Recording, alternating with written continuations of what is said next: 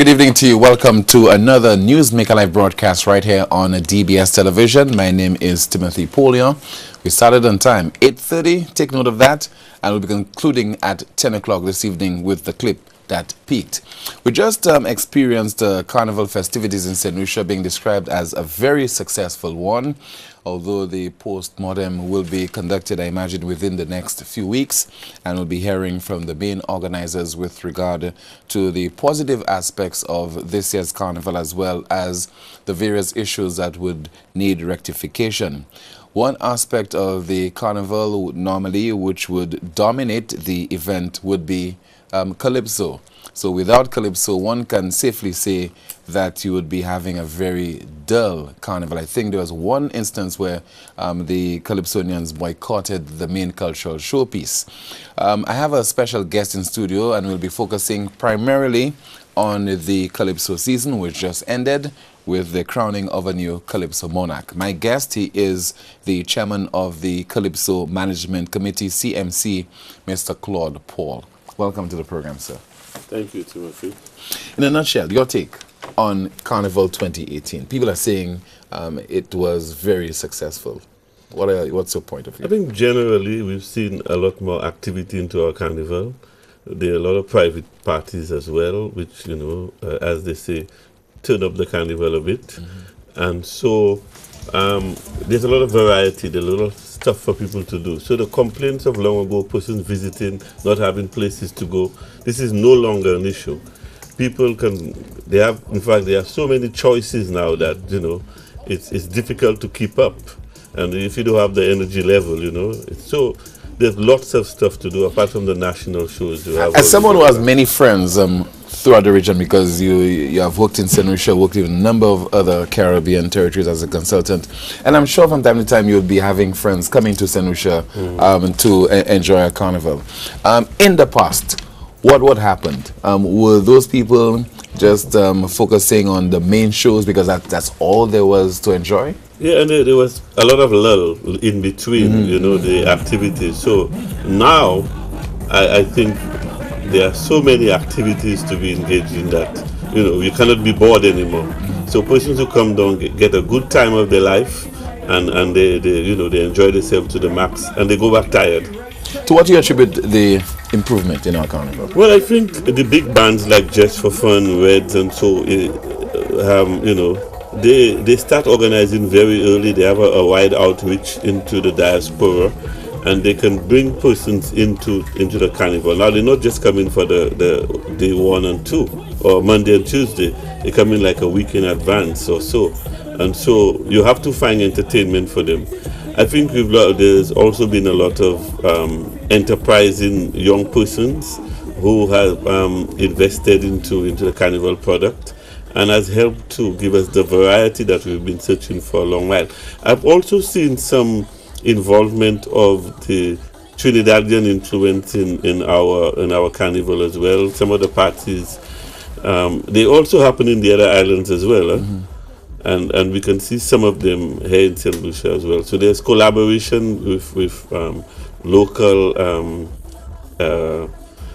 entertainers and some regional entertainers as well. So we feel a lot of that. What do you think sparked this off? Do you think it's because the promoters and various organizers of the private events, they have seen merit in investing in carnival because the product has improved? Because I imagine before that people tell you that it's risky. I mean, investing thousands of dollars in a private party when you might not get the returns. Yeah, but I think first of all, if there's a vacuum, it has to be filled, because nature kind of hits a vacuum. So that was the first thing. There was a vacuum. There was an opportunity for persons to be able to invest in the product, and that is a natural occurrence. I mean, persons seeing the opportunity of what's happening in the other islands, you know, has come on board here in a big way, and have worked well with some of the local interest. But before that, unfortunately, we saw it as just a local cultural event. That's right. Not something that could bring economic returns to St. Lucia. Yeah, and more, even government's investment into carnival is a big deal. And I think it has helped to spur the activity, the economic activity as well. There's a particular gentleman who normally calls Newspin, and he makes reference to this Nigel. I think at one time he looked at customs with you, making reference to having some kind of study. I mean, to determine the real economic impact of Carnival. Do you think that we should have done this already? Well, it's never too late. Because for now we just see it as, you know, something we could go out there and enjoy. It's part of our culture and so on. Let us enjoy ourselves, but we're not looking at it from an economic standpoint in terms of its value, in terms of its contribution to economic development. I'm sure people have studied it already. Maybe the private sector people who are involved in Carnival have looked at the benefits of it. Maybe for government to do it is really where the missing piece, so that we can see it from a national perspective. Maybe that's what's missing. And maybe that's for the events company or CDF or one of those bodies to do it. I know Ember Charles did a study last year on after the Carnival to look at the whole Carnival product.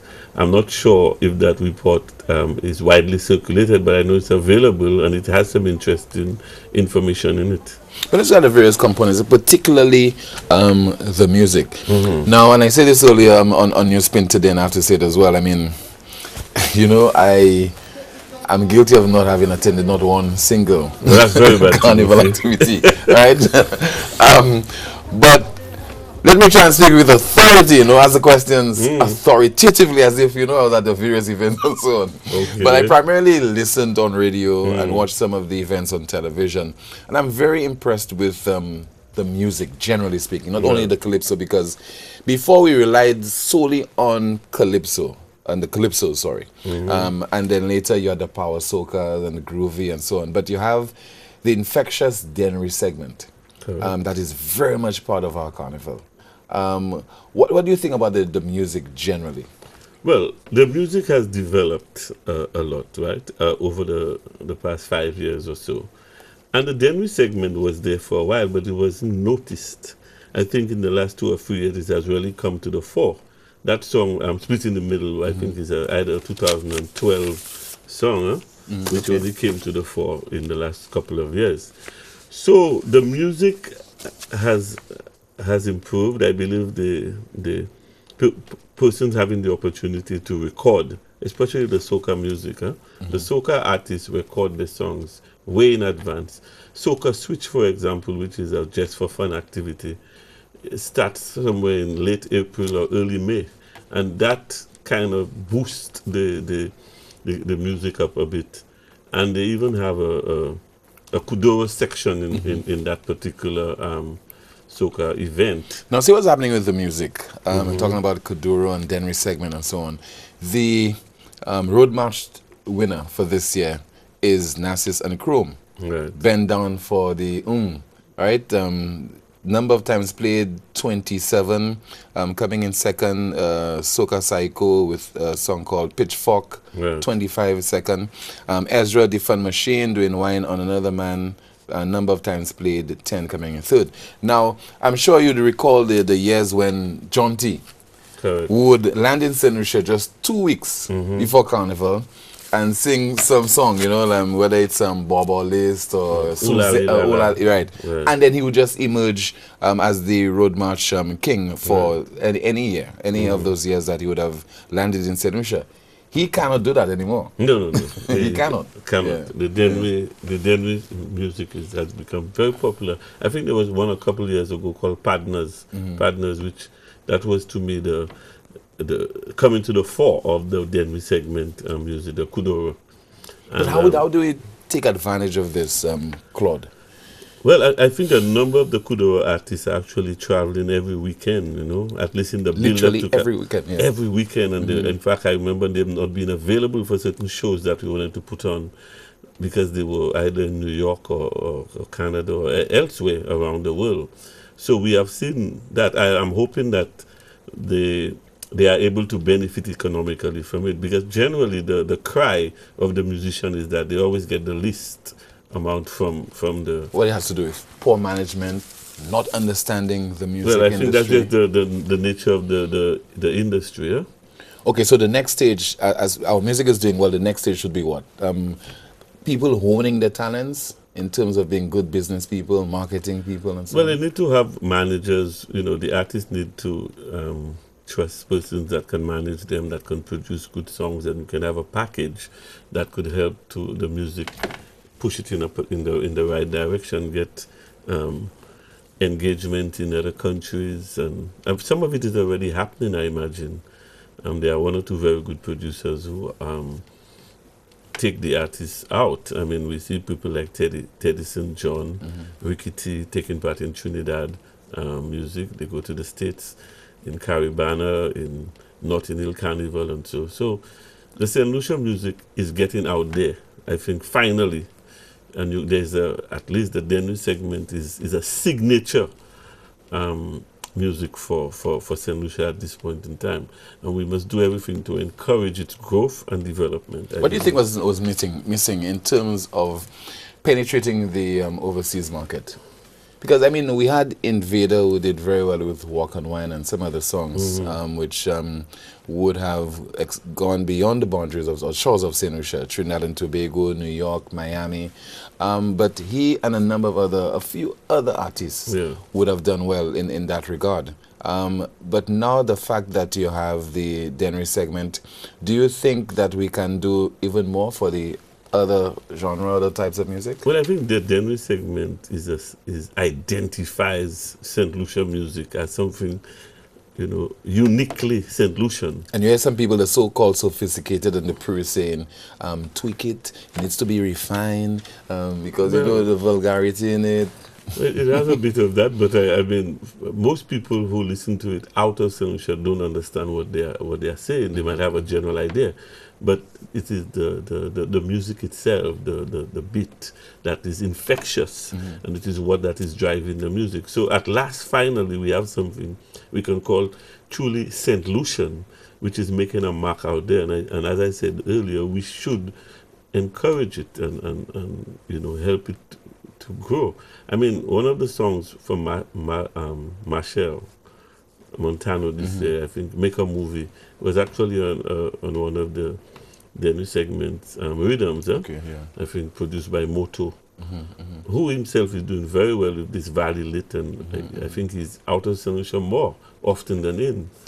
And don't kid yourself, these are not foolish people, These guys are well qualified individuals who can hold their own in any conversation.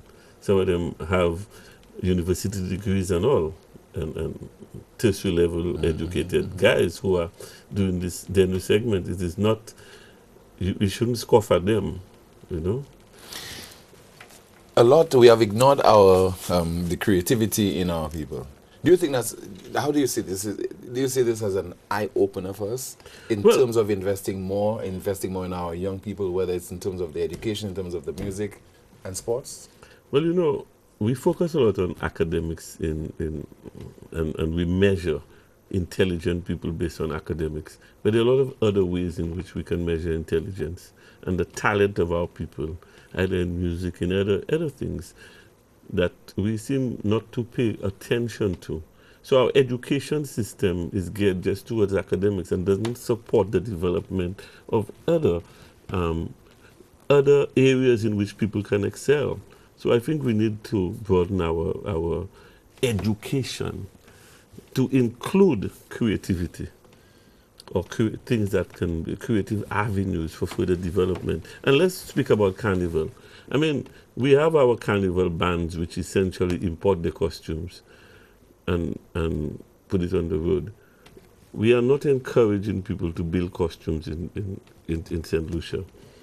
Maybe it's Why you think? Not the cost? Well, the cost may be an issue, but I'm saying government incentives should be given to persons who are making the costumes, who from scratch. And I saw the Kiddies Carnival this year, and a lot of the costumes were made locally, and I was impressed with that. So I don't know if that's the start or the rebirth of that kind of creativity in our carnival product. I think one of the bands, Taboo, makes the costume locally, and they should be encouraged as well. I mean, we need to try to encourage the growth of that kind of creativity, so that more of the value added remains in the country. But you think that the carnival band leaders will tell you that it's very time consuming, quite apart from the cost, it's time consuming, it's basically something that they can do without? They have all the arguments in favor of where the carnival has gone, and I'm just saying I believe that aspect of the creativity is lacking in our carnival. Our carnival is basically largely imported, and there's not enough of the local creativity involved in, and I want to see that aspect of it return. Now the big costumes for King and Queen of the bands are essentially made locally, yeah?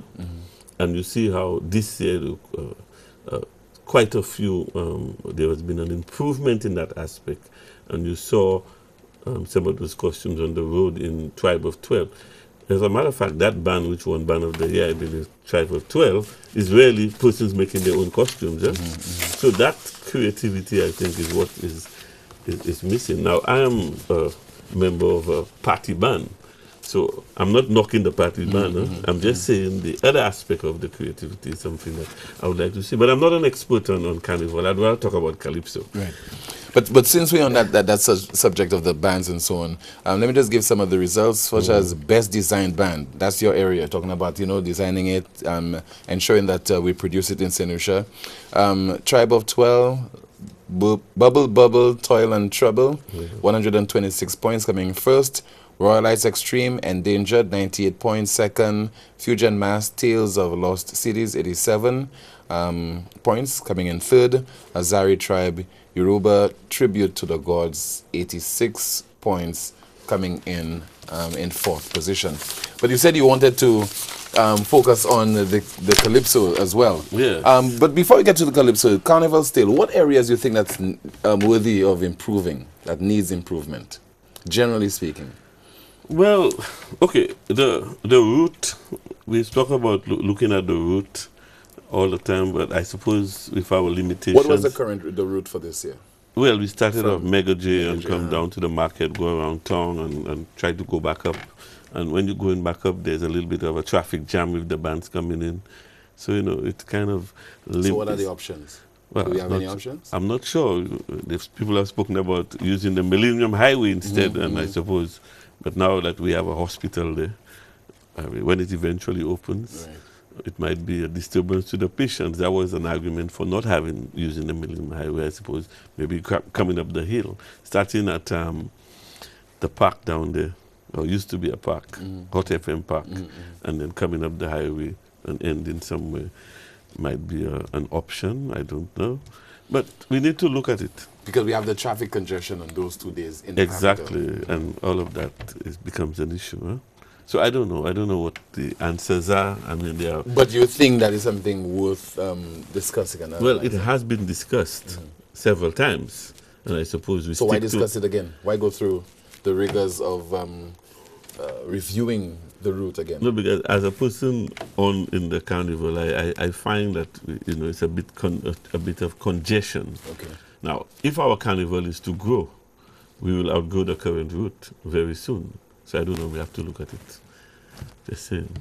That's your only area of concern? Well, that's the main one. As I said, I don't focus too much on the carnival product. I'm a reveler in carnival, not a band leader. So my comments are just off the cuff. Okay.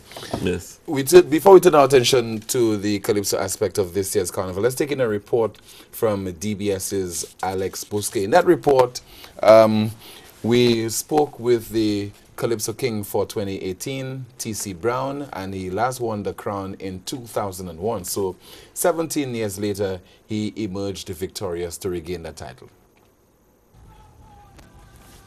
Major changes like installing seating on the field made the event a success, and the CEO of the events company of St. Lucia says St. Lucia's music industry is making significant headway in the region. I think we're making some significant strides, and I think what is pushing that is the music. I think the genre segment has drawn a lot of attention to St. Lucia and the music of St. Lucia, and that is what drives carnival and music. So as long as we can keep innovating in that area, I think all eyes will continue to remain on St. Lucia. And I'm hoping that someday we can brand ourselves as the #1 carnival in the Caribbean. Out of the 10 Calypsonians, T.C. Brown won the title of Calypso Monarch 2018, a victory he says was based on determination. It's a real good feeling, you know, to be wearing that crown again after many years. Yes. Indeed. But tell us, were you surprised by the outcome? Well, the build-up was there, you know, when you make it through, you top quarterfinals, you top semi-finals, you start to be a little more hopeful. But the blessing really was the energies from the people I meet on the street. You know, Brown, go for it, Brown, go for it. That was really what was the energy I used to, to bring myself out on stage tonight. In the Power Soca segment, People's Choice, Tennyson John and Ricky T together won the title. Ricky, you understand? It's been a long time coming. We've been working on it for a long while. And I'm just excited that we're able to do it here and do it home with my brother, Ricky. Yeah. It's a pleasure with Tennyson John this year, 2018. Thank you, my brother, so much for coming on board with me, you know. Right about now, we're about to go. We go represent Up to the sky. Alpha Alain went on to grasp the title of Groovy Soca Monarch for the 5th time, and he says he wants to retire on an even number of crowns. I think a retirement is in order, but let me not say anything. I said that last year. But from then on, you know, there's a whole bunch of things. From merchandising, as you can see, you know, the album is in the works. Plenty of that. There's a lot of touring happening. Our bookings for England, for Canada, for New York coming up. So I'm looking forward to that, traveling the music and really representing and showing off what St. Lucian talent has to offer. You know, a lot of good music coming out very soon. Music videos, events. It's a whole line. It's a brand, as you can see. We're working on furthering that. Patrons say this year the Calypso fraternity has definitely stepped up their game a top notch. For the DBS News World, I am Alex Bousquet. Thank you very much, Alex, for this report. Once again, my guest this evening is Mr. Claude Paul, and he is the chairman of the Calypso Management Committee, the CMC. The winner of this year's Calypso competition, T.C. Brown, he scored 839 points. In second, the defending monarch, Pep, 795, Ninta, 793, Wally, 790. There's some concerns coming from certain individuals that, you know, the results, they found it a little surprising. Now, that's not the first time. What do you think about, generally speaking, the quality of the judging? Because a lot has, we have done a lot in terms of improving our judges and exposing them to new ideas and new methods and providing them with training and through seminars and so on. Yeah, this year we had a very short season, and we could not have done train new judges. So we had to rely on the pool that we had from previously. The process, we have 7 judges, and then the highest and lowest scores for each competitor is struck out, and that system is supposed to remove the bias.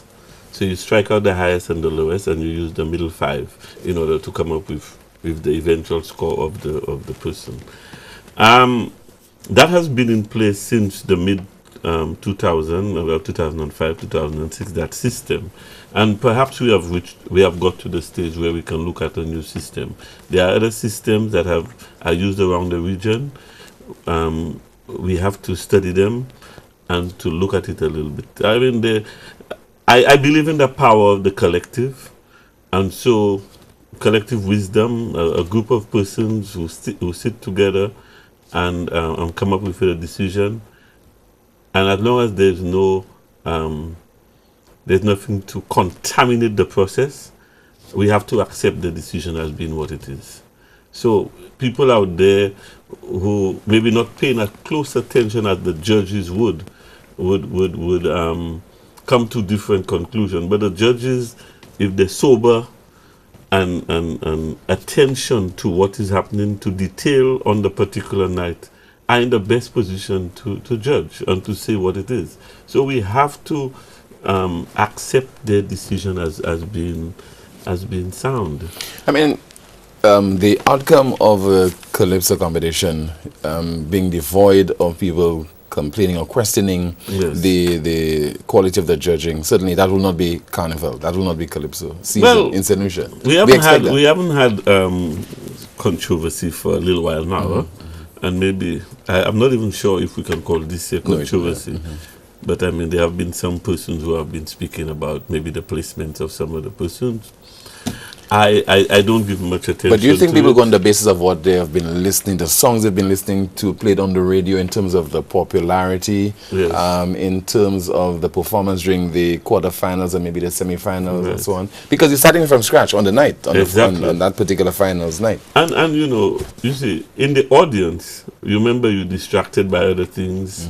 Maybe you've had one or two drinks, and you know, talking to friends in between and what have you. Other things. But you said earlier we have had a pool of judges of what? 7 judges. Yes. But think of the thousands in the audience. Well, yeah. And They are they're not judges paying attention. They're not focusing in the Right. same way that the judges are. And you know, I believe in the process that we have. I'm not saying it cannot be revisited, but I'm saying at the moment, what we have has served us well.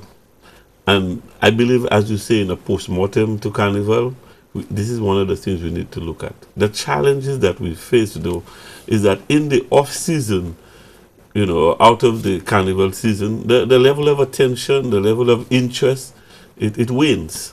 And people are not interested until maybe after jazz next year. That's when people get concerned about. You talk about people talking about patrons, the Carnival fraternity, the Calypso fraternity.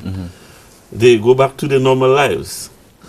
And then, you know, nobody's interested. Do you think that's unique to St. Lucia? It's the same of things in Barbados, I Trinidad? suppose everywhere. Not even on the radio you hear Calypso anymore. Right? As of now, Calypso playing every day, soca playing.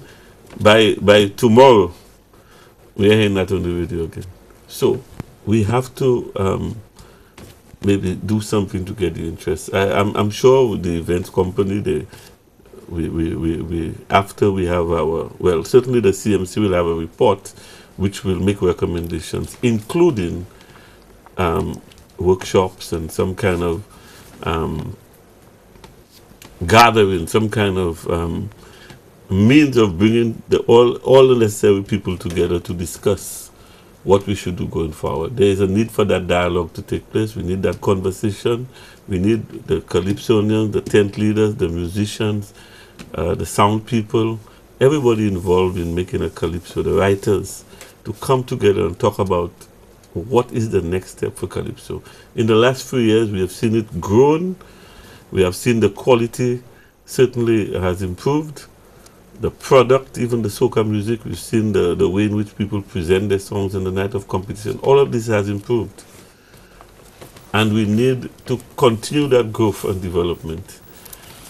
The question is, why is there still need for a Calypso Management Committee in St. Lucia? What has happened to the St. Lucia Calypso Association? We'll discuss that issue when we come back in just a moment. You're watching Newsmaker Live on DBS Television.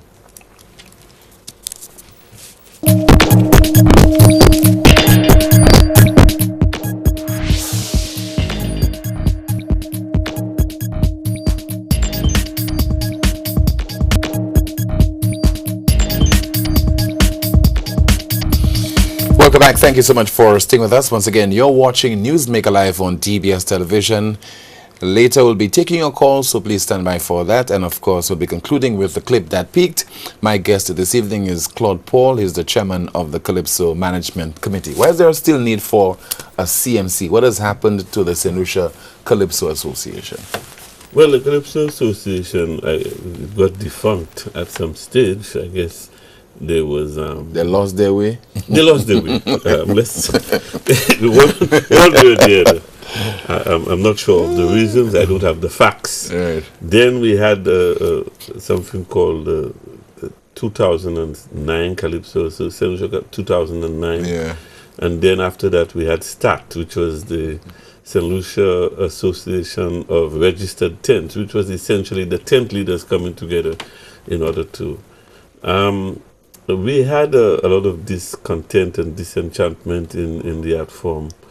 A lot of unpaid bills, and although government used to provide a subvention, for some reason or the other, maybe the high cost associated with running a tent, there were a lot of persons who were not paid in the end. And so government stepped in 2016 and created the 2015-16 year, created the CMC. And well, we were given an allocation in which to manage, and so what we did, we engaged with an MOU with each of the tents, and we agreed to finance certain activities, and then the tent should be responsible for some activities from the gate receipts. So how you basically operate? Do you give them a budget? Do you pay the various musicians and calypsonians? Right. How do you do it? Walk us through. Okay, so the tents would engage a band, a backup band, a sound system, and whatever else, the MC and so. And the CMC would pay, and the calypsonians, of course, so the CMC would be responsible for paying the cost associated with the backup band, providing the sound system, the calypsonians themselves, the rental of the hall, security, and the tents would deal with some other aspects, including catering, the paying of the MC, and some other matters.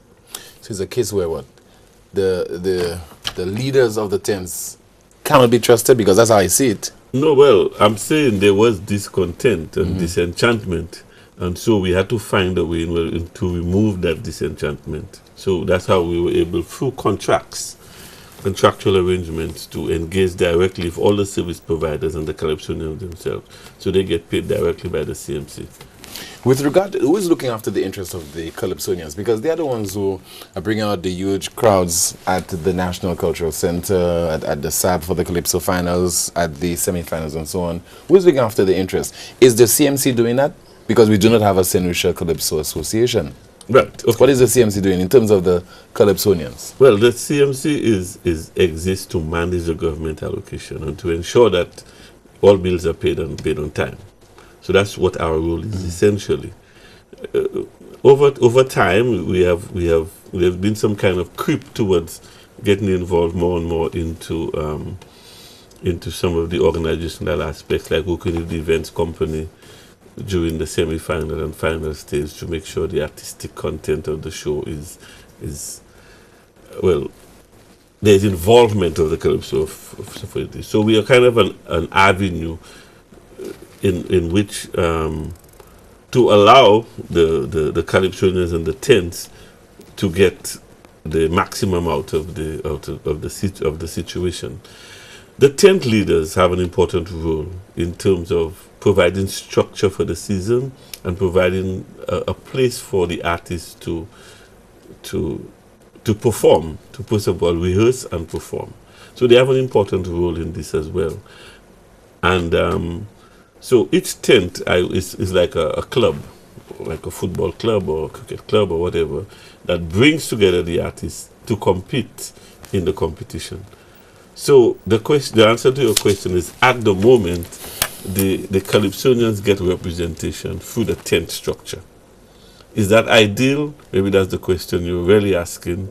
I'm saying perhaps the calypsonians need to get involved in their own business a little more, so that they can represent themselves even with the tent, within the tent structure. Or maybe the tent structure should be such, the South tent, for example, operates more like a family. You can see them, there's more togetherness with them. The other tents, maybe to a less degree.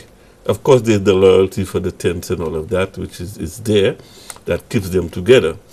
So the tent structure, I believe, is an important aspect. And that is why I think when the CMC was formed, the CMC works directly with the tents to ensure that we have a tent season. In some other islands, I can quote Dominica, for example, the tents operate outside of the national Calypso activities. So the Calypso Association in Dominica is very strong, and they hold all the competitive aspects: elimination, quarterfinals, semi-finals, and finals.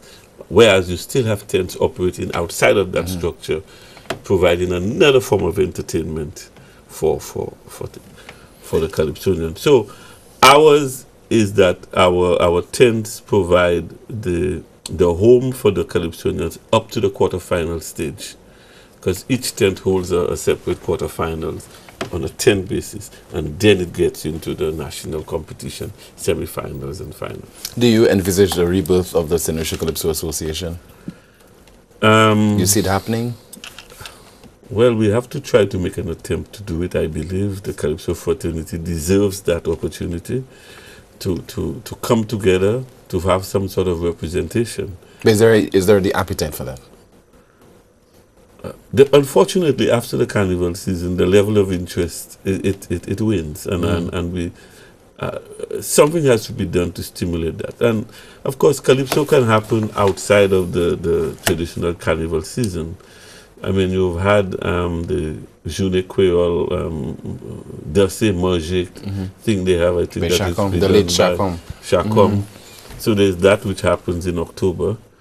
I think TOT had an interesting pan-fusion, pan-lipso, which was held at one of the hotels. I think that's an excellent idea. That could happen sometime a little later, in the year. There are other things. But Independence, for example. But what is preventing the Calypsonians from coming under one umbrella? Well, I'm not sure. Maybe it's just our reluctance to organize. We need leadership, unfortunately. And where does the leadership come from? Is it from the tents? Is it from a Calypsonian must emerge? If asked to, would you lead the charge in re-establishing the St. Lucia Calypso Association? But if they're interested, certainly I would be happy to be involved in seeing a rebirth of a Calypso Association. And I'm sure there are other persons. But we have to see Calypso as beyond just the Calypsonians. They are writers. There are other people who come together to make a Calypso work, or to make a Calypso important. And let's not forget the soca artists, or the soca aspect of this whole Calypso. It's true, soca is born out of Calypso everywhere, but the soca artists are very organized on their own. They produce CDs, and the music comes out. And I think we had, if my memory, we had over 120 submissions for the Calypso, for the soca performance this year, all on CD. So that means that's music that has been recorded, that is there for prosperity. We need to see the Calypsonians themselves recording as well, and not just waiting for the tent and getting the recordings off the tent in order to play on the radio. How is this affecting Calypsonians, not having an association to represent them? How is this impacting them? Well, okay, for example, they may be able to bargain for better fees, for one. Other benefits they can see, a welfare. I mean, when Calypsonians pass away, unfortunately, you have to raise funds. There's no welfare fund for them per se. Insurance, maybe some kind of pension. There are things that the Calypsonians need. The Calypso doesn't have a home, for example. There's no Calypso house, like in other countries in the region, where you could have a studio and other things like that. There's a lot, I mean, Calypso need to find a home, even a place to perform. The cries about the cultural center not being there again is a serious concern. I mean, it might be taken away, and I don't know if there'll be an alternative. But I think the government has decided to put the whole thing on hold. They have decided against thanks to the relocating the cultural center. Yes, and plus with the FRC now, no longer there. If the government pursues that particular line, I don't think it will be met well by the artistic community. So they're probably right not to pursue this matter at this point in time. But the cultural center, for the time being, is the home of the Calypso. But maybe Calypso needs to have a house, or some place where the association can meet, and maybe a recording studio in there, or some kind of thing like that. But why do you think that you have that kind of laissez-faire attitude on the part of Calypsonians to look after their own interests, and why they have this temporary desire, to focus on the art form and give it some kind of seasonal aspect to it? Well, I don't think there's enough incentive for Calypso. I mean, the soca artists get to go to perform in other islands, other places in New York and what have you. Calypso doesn't have that same pull. So I suppose the incentive is not there for Calypso as an art form. And Calypso is kind of localized, more or less. It doesn't have the international appeal anymore. I'm not even sure if Trinidad Calypso has it. So do you think it has anything to do with the topics, how we the songs that are performed and the treatment to the various topics? We're too parochial in a sense, singing things that are just that St. Lucians can relate to and not ensuring that it's something that is exportable? Yeah, but it's also the rhythm. Huh? I mean, Calypso is not really a dance music. It's more listening. People don't want to listen to that after the season. I'm not sure. You can't say that about Sparrow's music, Crazy's music. Well, do you really hear it out of the season? A few classics, yeah, but not everything. So I don't know. We need to find ways for the art form to remain relevant. Maybe some young people don't see the value in Calypso. Huh? Although with the influx of people like Introduction, or people like Oshun, you know, and they have some young other persons. Lil Nick, I think he's changed his name now to Casey. You have Nilka. They have some young people in the art form, which is encouraging, you know. Ready, for example, is another one that comes to mind at this time. So all is not lost. We just need to find the avenues to channel that creative energy. The number of Calypso shows being hosted by the Tents is on the decline. I think just before the quarterfinals, you had just one show each for each tent. And the patrons, that's what they're complaining about. That's a big complaint coming from them. Why? Is it a money issue? It's a budgetary issue. I mean, the CMC had a responsibility to ensure that we not only have Calypso shows, but also some soca shows. And this year, what we did was to go out district. We had one in Marbury and one in Ancillary. Last year, we had one in Gozile and one in Castries, on the Derrick Walcott Square. So the idea and the mandate was to take the music to the out districts as well, to decentralize, so to speak, out of Castries. So that having an outdoor show is more expensive than having a show at the cultural center. So we also encourage the Calypsonians to have smaller shows, and we saw the new Tent Fire one having small shows, for example, at the Hades Had restaurant, at Fridays in Gozile, and some other places, smaller, with 4 or 5 Calypsonians singing on playback. So that seemed to have worked well. We saw TOT having some show in Ancillary, her Black and Friends, to commemorate her Black's 30th anniversary.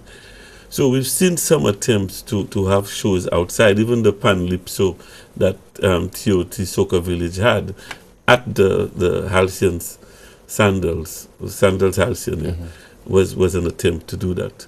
So not necessarily tents in the cultural center, but bringing the art from other places. I think there was also some shows at the Oligos Extempo at Big Chef at Rodney Bay. So there's been some attempt to spread it out into other places. And so people that have this nostalgic feeling about the days of maybe the Gaiety Cinema and Town Hall, and later the National Cultural Center, where we had at least on occasions 5 Calypso tents in St. Lucia, and each performing at least 3 or 4 shows before the quarterfinals. Right. So the Calypso fraternity does not have the same level of support, of sponsorship that they used to have, and Calypso has become totally reliant on government subvention, which of course is limited. And so we have to do the best that we can with the limited resources that we have. And so, but nothing stops the tents from using their own resources to have another show. What about the turnout at the various shows, at the 1 or 2 shows at the National Cultural Center? Well, I've thought that from last year we've seen capacity crowds at the cultural center, and So maybe about 600-700 persons per night at the center at $20. Now, the idea was that since essentially using the public's funds to finance the tents, that you wanted to keep the price at an affordable level. So you couldn't run away with $25 and $30, otherwise people would not come. So we had to keep it, or the recommendation was to keep the price at a reasonable $20. So ideally you think people should be charged at least $25 or $30? I'm saying that the suggestion did come about that we should increase the price in order to increase the revenue, in order to have more shows. That's what the suggestion is. I'm not sure we were at the point where persons were willing to pay that amount for the product at least 2 years ago. Now we see the improvement. Perhaps the justification is there for an increase based on the improved quality over time. Well, I mean, how many Calypso tents do we have right now? What, about we have 3? Well, we have 4, but two of them combined. That is Takeover Tent and Soca Village combined in a sort of a collaborative attempt and have whole joint shows. Then, of course, we have the South, which represents the South Tent and the Tony Wilkinson. And then we had Ambassadors, which evolved, in a sense, into Fire One. Well, some persons might say that's not true. Well, it's a new entity, and Ambassadors is no more. Well, that's primarily because of Bingo's absence? Well, I think... By the way, let me... he might be watching on the internet because Bingo is now based in Dominica. Correct. Is he missed? Well, his name was mentioned quite a bit during the season, so I suspect he still is a factor in the Calypso fraternity. Calypso fans like to tease Bingo. Well, yes. He doesn't mind. I know. Nah, Bingo, he really Bingo doesn't mind. Right. He has a broad back. Yeah. But the way forward for Calypso, and especially in terms of the St. Lucia Calypso Association, how do you see the future of the art form in St. Lucia? Because it appears that without the government's intervention, without the setting up of a CMC, Calypso would be in dire straits in St. Lucia. In shambles. Yes. And of course, in all of this, we mustn't forget the role played by the events company in terms of the competitive aspects, making sure the venue is prepared, managing the venue properly, and ensuring that everything is in order. So they play an important role as well. So all that is, but for the future, we have to try to get the Calypsonians more engaged and more interested in their own affairs. I think that's a starting point. And bringing together all persons or institutions that contribute to making a Calypso. Your writer, your musicians, the sound people, etc. And also, I think we have to go beyond just the Royal St. Lucia Police Band as being the main providers of music and backup. We have a school of music, we have a number of secondary schools, school bands, and I'm saying perhaps we should start with the junior Calypso and seeing how we can bring in some of those secondary school bands into or sort of a national band or the School of Music. Why is that necessary? Well, in order to spread it, because I think it becomes a little bit too much for the small group of musicians. Are they complaining? Well, they wouldn't complain because for them they make all of it. But for me, what I find is that the volume of work that has to be produced by this one set of people causes problems in terms of producing the work on time, and people don't have enough lead time to practice. And they have a number of competitions. There's the police band, the police headquarters, there's the teachers, there's intercommercial, they have the school Calypso, both primary and secondary, plus the Calypso tents. All of that fits in between May and July. And, it's just, I think, a lot. And maybe our planning should start in January, and the preparation of all of this. It's really too much of a short period in order to execute properly. We have to look again at the judging criteria. and our processes. The rules have to be looked at as well, because there have been some, those rules were there since maybe early 2000, and in 2018 the music has changed. We're still using the same criteria that we started with how many years ago to judge. For example, how does the Denry segment fit into the soca genre? Where does it really fall? Is it groovy?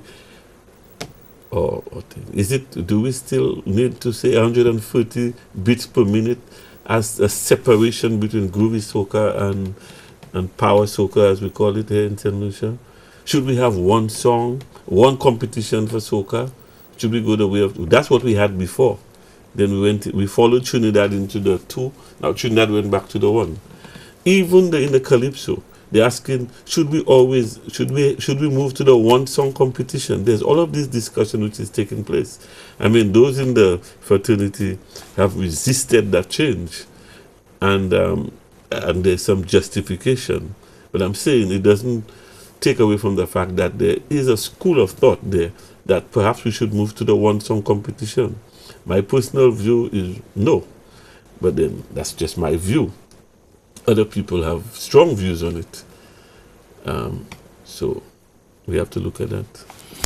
The controversial calypsos, yes, which have resulted in there being exchanges between politicians and the Calypsonians. Not anything new to St. Lucia, but do you think that we can do anything? I know we can't do anything about it at all, because you really cannot muzzle the Calypsonians and limit them to certain subjects and so on. But politicians are feeling the sting, they're feeling the heat, and they're reacting to what is being performed. Now, the CMC is being financed by governments.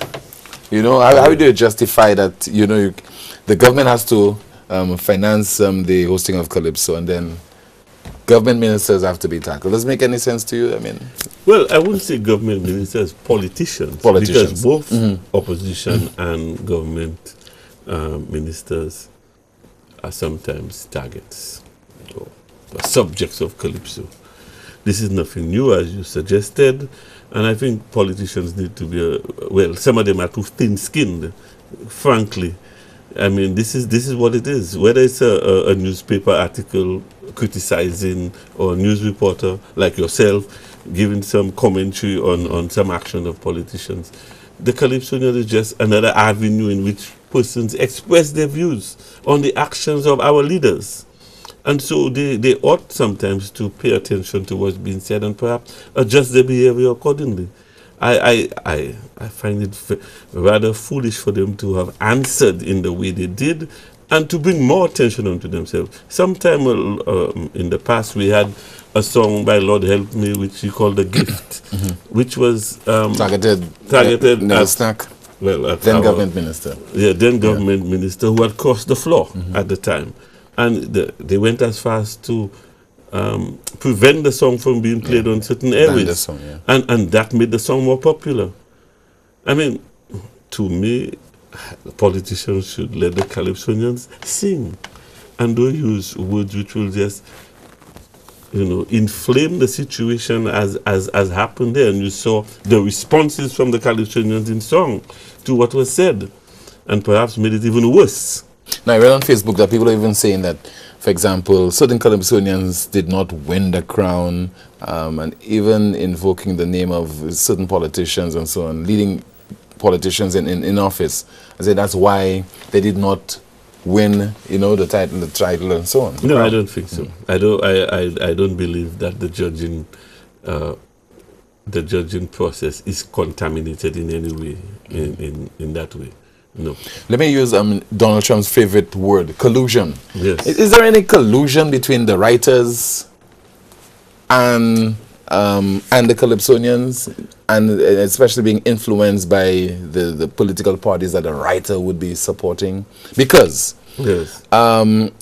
It is my opinion, it is my view that we have more controversial Calypsos en masse when the United Workers' Party is in office, is in government, compared to when the SLP is in office, where you have a few. Well, that's your view. That is my view. I don't necessarily share that view. And as a result of that, we have, quote unquote, probably better calypsos when the United Workers Party is in office. No, that's not what it is. I believe it is that certain administrations provide material with their actions. Greater fodder. Greater fodder. You're correct. And, it's unfortunate, but that's what it is. And I think if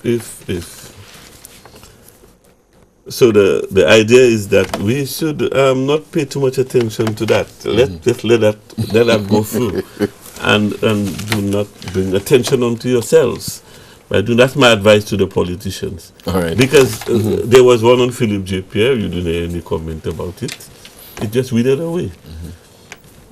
End of case. You're watching Newsmaker Live. Once again, my guest this evening is Mr. Claude Paul, Chairman of the Calypso Management Committee. When we come back, your calls. Stay with us.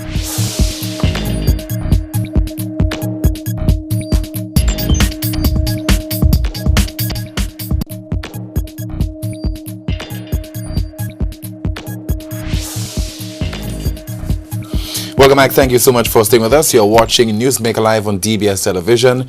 We will put the telephone number on screen right now. It's already on so that you can call with your questions and comments for my guest. He is Claude Paul, Chairman of the Calypso Management Committee. And so far, we've been speaking about the Calypso season. We have our first call in line already. Hello, good evening to you. Newsmaker Live, you're on the air. Good night, Tim. How you doing? Good I'm night, okay, sir. man. Good evening to you. Good night. How are you? Kenson here, Poopy. How is everything going, man? Very well, sir. Yeah, I like your discussion, Tim. I like your questions about the management of Calypso, and you ask about the reestablishment of, the Calypso Association. And there are certain individuals that I love with Calypso, and are not necessarily Calypsonians, like myself. I'm a sportsman. I love my sport. And that is what I do, but I attend every tent and that sort of thing. Perhaps what we should do, especially in terms of bridging the gap, in terms of the older generation and the younger persons that are tent, and I'm sure Poppy could tell you, we have quite a few young individuals coming to tent.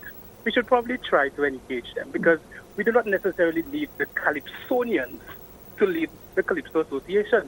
We can have the Calypsonians focus on just doing just that, being Calypsonians, working on the craft. There are other individuals in the business community, in other sectors in society, that would be more than willing to be part of a Calypso sort of association, like myself. If Poppy is at the helm of a Calypso association, I would be more than happy to serve on that sort of committee, lend my support, lend my ideas as a young individual, because I feel like I sit right in between the next generation coming up and the generation that has passed. So when we have discourse on how we filter Dennery segment into our soca music, our Calypso music, how do we judge Dennery segment? How do we judge Dennery segment as opposed to the way soca and groovy is judged? How do we move forward? Because, I sat down through the Calypso competition. Then I sat down through the groovy section, and I sat down through the soca monarch. And for me, there are certain little tweaks that must be made. And when I look back and I look at who are judges, and I see the individuals, no disrespect to anybody, but I feel like there is a huge generation gap in terms of me as an audience individual, what I'm seeing there and what the judges may be looking at. How do we bridge that gap? So when people leave there, the majority is not saying, oh, you're thief, you're volley, you know what I'm saying? So we can get something that is more palatable for all of St. Lucia to enjoy, including the young person. And just one last observation, because I know so many people may want to call, because this is a very intriguing discussion. I just want to say at the end of the day that sometimes I feel as a member of the audience that we as an audience, who is one of perhaps the biggest stakeholders in all this Calypso and these cultural activities, are sort of ignored or given final priority. For instance, you have a Soca Monarch competition, and there is not one instance, or if there was an instance, probably I was having a discussion about football at that time, where the MC actually allows the audience to know exactly what the criteria is. What are we looking at tonight? What are the judges looking for the power soca? So when we sit down there, or we stand up, we as an audience know who is performing better. We sit down there and we assume we know what the criteria is, what melody is, what lyrics is, what originality. What are the points for these aspects? The same thing with groovy and soca. We seen people come and ask people to jump and wave for groovy. And from what I know, groovy is supposed to be a nice sway and that sort of thing. Do the actual artists understand the art form that they are performing in? And these are some of the things that need to be communicated to individuals. And I think we need to find a way to bridge that gap so that we keep this cultural art form alive, because I absolutely love it. Right, Thank you so much. Appreciate the contribution. Kenson Casimir of DBS Sports. What say you, sir?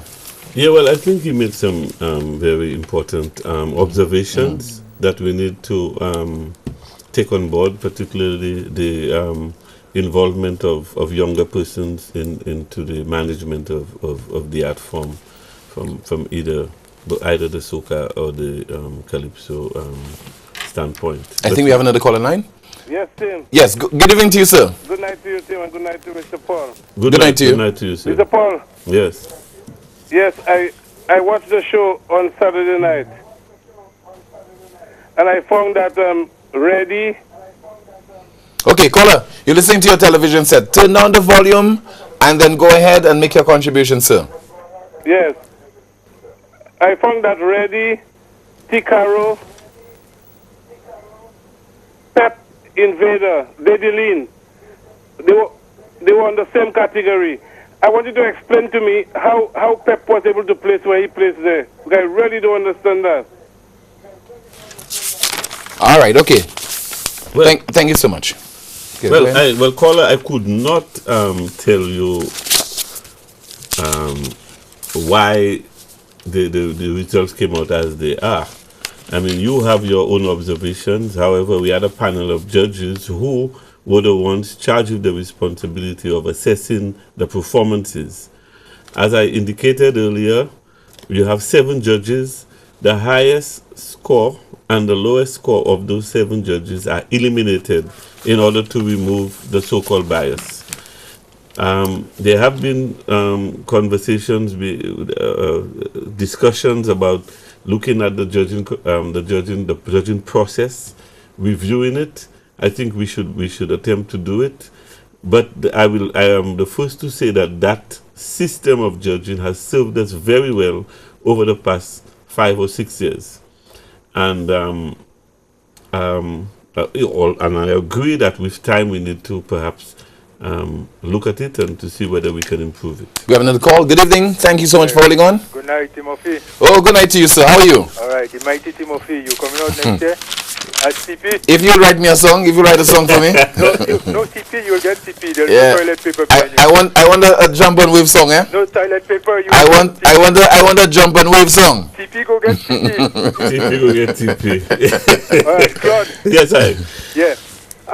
You know, I keep hearing the debate about groovy and all this sort of thing. Yes. But I mean, you know, Trini is the capital of thing, you know, calypso. All right? I mean, we might not acknowledge that because we figure our standards getting up there. Mm-hmm. But the reality. Now, what would you call that song? This is a Year for Love. Fire Go Burn Them. Well, it sounds like a groovy to me. You know he came second in the Monarch? Well, he did. Yeah, he took part as Calypso, in vintage Calypso. Yes. All right. So, what's the problem in terms of how it sounds and you know? Mm-hmm. You know, I mean, you know, to me, all these different things are offshoots of Calypso, right. And it's about time we accept that. You know, no longer we could say that Calypso is that sort of, you know, what it used to be. The whole idea is the metamorphosis of Calypso, if you would like to put it that way. Good point. You know, and the evolution. Yes. You know what I mean? Because you see that song there, Rasta, the fusion of different. Yeah, the song you wrote, boy. The song you wrote, Suku. No. Let me tell you something about that. Congratulations, by the way, Suku. Yeah, let me tell you, I've been experimenting with that kind of thing from more than 20 or about 30 years ago. You know, I remember doing a song. You hearing me? I suspect he's not hearing, but we'll try to rectify that. Go ahead, continue. With simplicity. And I remember people saying, hey, what mid singing there? Mid singing reggae. You understand? And fast forward 30 years later, you see a different sort of response. So the point I'm making is that you could move from one beat into another beat in the same song. Timothy, you hearing me? Yes, I'm hearing you. Continue. Right? And we must stop doing that and say a song is this or it's that, And voice proved that. Voice came second in the Calypso. That's what happened. In the Calypso competition. And he won the Groovy Soca. All right? So much for that. We could, praise Jah in a Calypso. Okay, I think Mr. Paul can hear you now, right? Yes, So continue. Right. Yeah. For Claude, what I was saying is that almost 30 years ago, I did something with Simplicity. And at Clark's Theatre, I remember that's how far the Cultural Center didn't even to have Calypso yet. Right. And people were saying, hey, what am I singing there? Am I singing reggae? You know what I mean?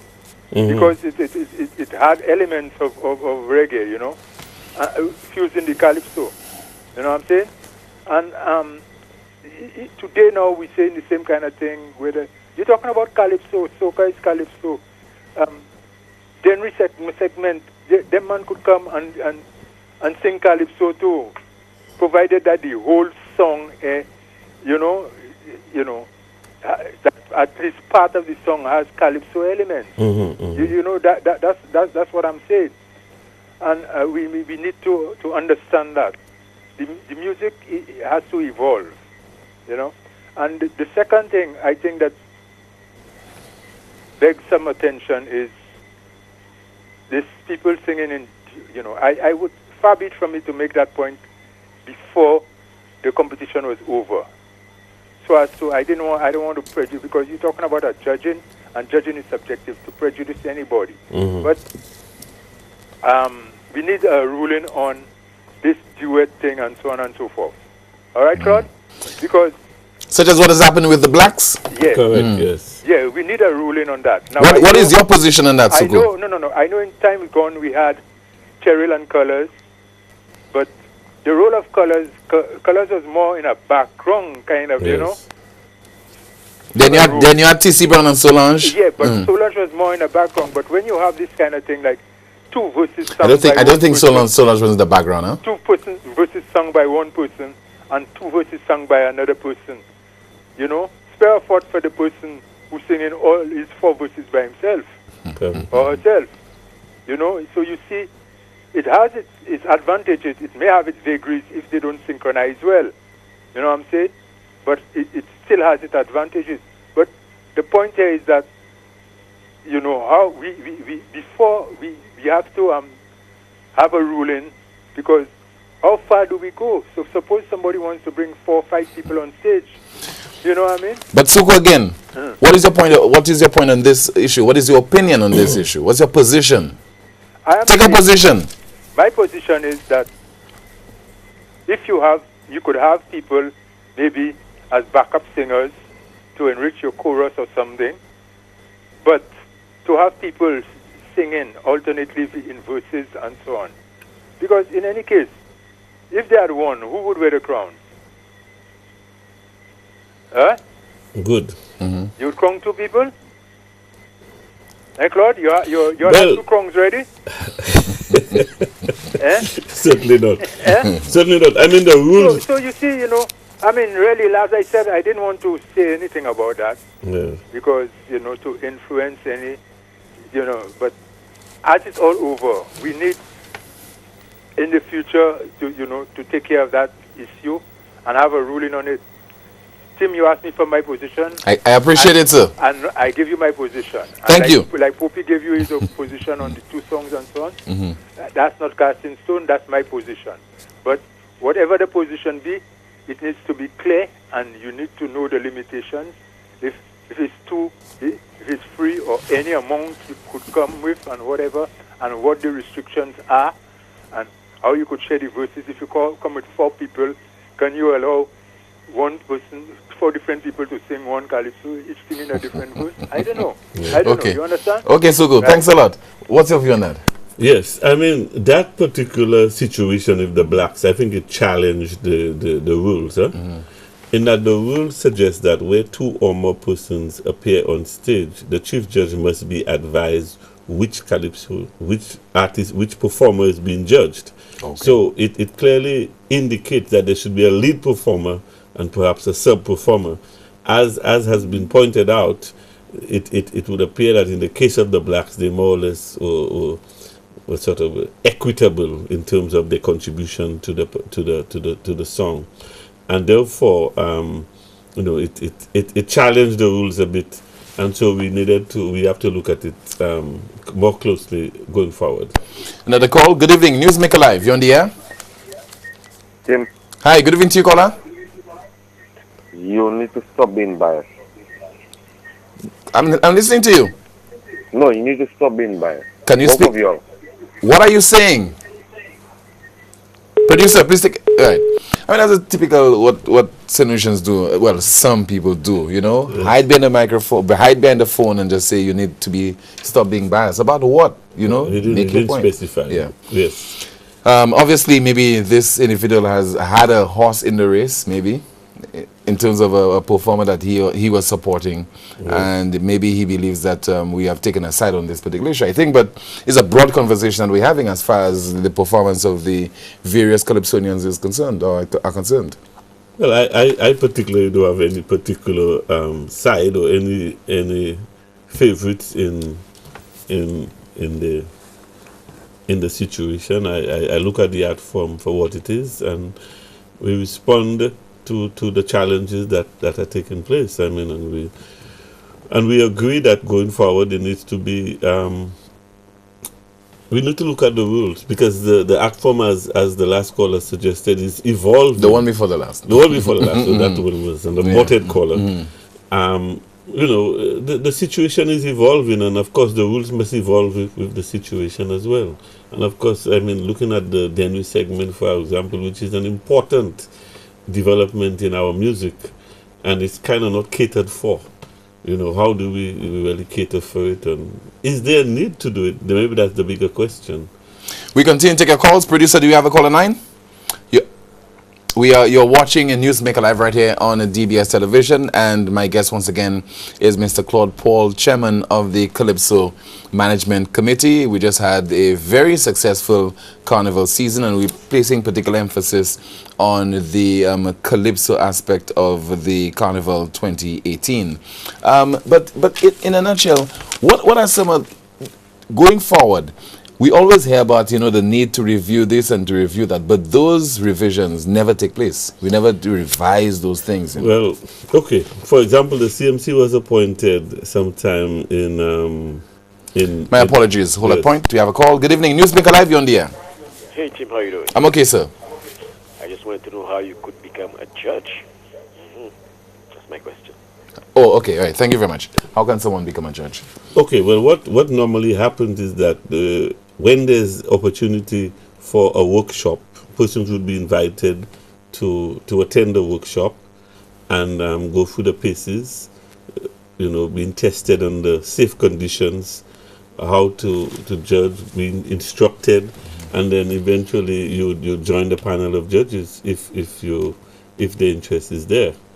So the idea is to have workshops. Unfortunately, this year, when we got appointed, there was not sufficient time to have those workshops. So my recommendation going forward is for this, if there is going to be a CMC next year, is for it to be appointed sometime in January, so we can have enough lead time in order to do the work that needs to be done to improve those aspects of the Calypso and soca as well that needs fixing. There are some things that need to be tweaked, or maybe revamped completely. How often you find that people are coming forward to present the services as judges of the various Calypso competitions? Well, that has always been a challenge, that some people do not want to be associated with judges because of the kind of feedback that they would receive, and so the whole idea of announcing judges before, that kind of fell out of the way, although the rules say that you must do it. And it was to protect the judges from sometimes abuse by persons who may, for one reason or the other, not be happy with the decision of the judges. Good evening. Newsmaker Live, you're on the air. Yes, Timothy. What I'm going to talk about is that when I see in Calypso, man, these people have been panorama, and when it comes to put pan on the road, no pan out on the road, just big boxes, boom, boom, boom, boom, boom, just mashing up people brains, man. It's time for the Calypso Association to try and organize and put back still pan on the road, man. That is better because people enjoying pan more than them big boxes, Okay, thank you so much. But we get the point. People up and this is, let me just piggyback on this particular point, because I think it was a few days ago somebody was saying to me that there's need for more pan on the road, to be an integral part of the carnival. But we have another call. Good evening. You on the air? Yes. I want to know, does soca and calypso have the same judges? And if so, how can somebody that's judging calypso judge soca? Thanks a lot, sir. Mr. Paul? No, they don't have the same judges, although there are times when you have one or two persons who would have judged calypso may be called upon to join the pool of the soca artists because of a shortage of judges or persons not being available or not willing to. So sometimes to put a panel together is not the simplest thing. Availability on the particular night is one thing. Also the willingness to do it. When you approach persons to judge, they probably do not want to judge. And so there's a need to widen the judging pool. So get more persons trained, younger persons trained in this. And I think that should be really one of the solutions for this. It would be nice to specialize in the different genres, but it's not always possible. Good evening. Go ahead with your contribution, caller. Yes, good evening. Hi, good evening to you, sir. I've noticed that the judges, you all have the 7 judges, right, for the calypso and I guess the same amount for the soca, right? Correct. But you all have all of them judging music, and they're not qualified in music, so that's a problem in itself. You can't have 7 judges judging everything. This is you have to correct this. If you correct this, everything will be all right. Get people doing what they're strong at. Yes. In other words, everybody do what they're strong at. Judges for music, judges for performance, judges for lyrics, and then it's going to make sense. Yes. Thank you. Thank you so much. That's another formula that I think can be used and is used in some of the other islands, where you have the specialists, a kind of a functional approach to judging, where you judge based on your particular strength. So it's not far-fetched. Hi, good evening to you. Go ahead with your contribution, caller. Hi, how you doing, Tim? I'm okay, sir. Good evening to you. And good night to your guests. Good night. Tim, I enjoy calypso for a very long time. My mother loved carnival, my father loved music. And one of the things is that I listen to the calypso. And you said something there, depending on which government in power, you get either more calypso of this nature or more calypso of that nature, which is true. If you study it, you'll see that. But to your guests, you made mention, you asked questions concerning why aren't the Calypsonians organized. And to me, that's a pertinent question. Why isn't Calypso growing? Is it a seasonal thing? Are the Calypsonians only coming out as a flower at a certain time? And why can't we get organized as St. Lucians to develop our product even better? Because we are reaching far. And if you look at the youth who have emerged in the groovy and all of this, they're developing themselves pretty fast, I must add.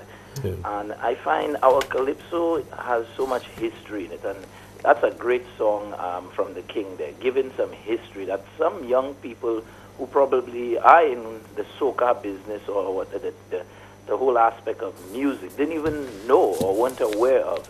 And there's so much that can be derived from calypso. And I think the association or the grouping or whatever that's there, right now needs to pull the Calypsonians. You need Echo involved. You need all the key players involved to bring in so the product gets better and better and better. You can't tell me that today, and I'm not saying that's what you said, but but the two who came on, the blacks came on, and there wasn't really, a preparation for it, or it wasn't in key, or what the case may be. We should be long past that because these are veterans. They should all know what stands and so on and so forth. And your last caller made a very good point concerning the judging. You know, the persons who are judging should have some kind of a background in whatever it is they're judging. It would help move forward. But one thing I looked at in the finals, and I was saying to one of my friends who happened to be a 10 Pinez, I think we need to elevate our finals and even have a side stage, because I missed the 10 Pinez at finals. I didn't see them. Yes. And when I looked at, jazz helped us in St. Lucia alone that we have a side stage in almost anything that is happening. You have that little element. So while people are moving on the stage, you find your focal point is somewhere else, while everything is being set up, and you're not seeing on the stage people moving back and forth and setting up. And I looked at it as imagine if you had the 10 Pinez there giving a sidebar, not coaxing the judging or whatever. Of course, they must be given a criteria in which they can behave or conduct themselves rather. But it is an element of St. Lucian Calypso. I don't know if it happens elsewhere, if there's a 10 Pinez in Trinidad or what the case may be. But this is a beauty. This is something that people look forward to when they go to a tent or something of the sort. What are these guys going to come up with? What are they going to do? How are they going to react? We have to look at what is St. Lucian, what we make unique of the product we have, and develop that and mold it into something even better. Look at the young guys in the Denry segment. As much as they have an element of music that's totally different, but when they come to perform, what is their performance like? Is it in tune with international? Does it enhance the product, or does it degrade the product? So I just wanted to share that, because in a lot of associations, sadly to say, whether sporting associations, we seem to be grumbling amongst ourselves for the same objective. I want to cross the river, but you saying go down, left and turn, and I saying go up, right and turn. But we all want to get to the same place. So how can the product grow if we cannot all agree to disagree and come to a unanimous decision on how we cross the river? But I must say the quality is growing, but I think it's taking too much time to get there. I think it can be 10 times better if you have a strong body. And you spoke of a leader. I think sometimes you have so many leaders, too many chefs, and not enough, cooks, so to speak. It's just sad when I hear that in our culture. It's a St. Lucian thing that we have to get over. But all in all, great Calypso, I must say, and kudos to Caro, a young man that I know very well, and it's good to see the youth getting up there and getting involved. There are others who were there but are missing in action. Why are they missing in action? Is it that, they're not getting the support they need? It's important, and only if you have bodies that can help these people grow and develop themselves. The product challenge, competition is healthy, and we can get there. All right, sir. Thanks a lot. That's our final call. Final comments from you, sir? Yeah, well, I think that that's a good point made by the last caller in terms of the developmental aspects and how you can channel and bring the younger persons into the art form and to have them make a meaningful contribution. The Calypso tent, as I said, are one avenue. There is a need for the wider fraternity to come together and to work in the common interest.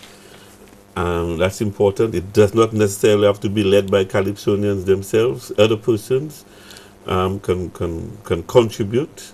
Persons who are interested, the writers, the producers, can all come together in a forum. And I think we have to start that conversation as early as September, so that by next year we have some semblance of where we want to go. Mr. Claude Paul of the CMC, thank you so much for being my guest on this evening's Newsmaker Live. Thank you for having me. And to you, thank you so much for watching the broadcast and contributing via your calls. If it's Wednesday, it's Newsmaker Live. Time now for the clip that peaked.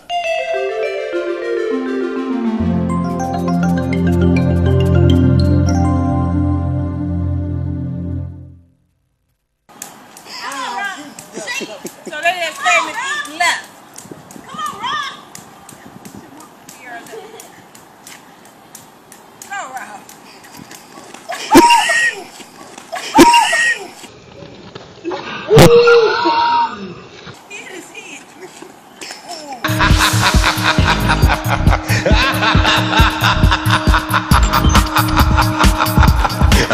broadcast. Once again, thank you so much for watching. My name is Timothy Polion. See you next time.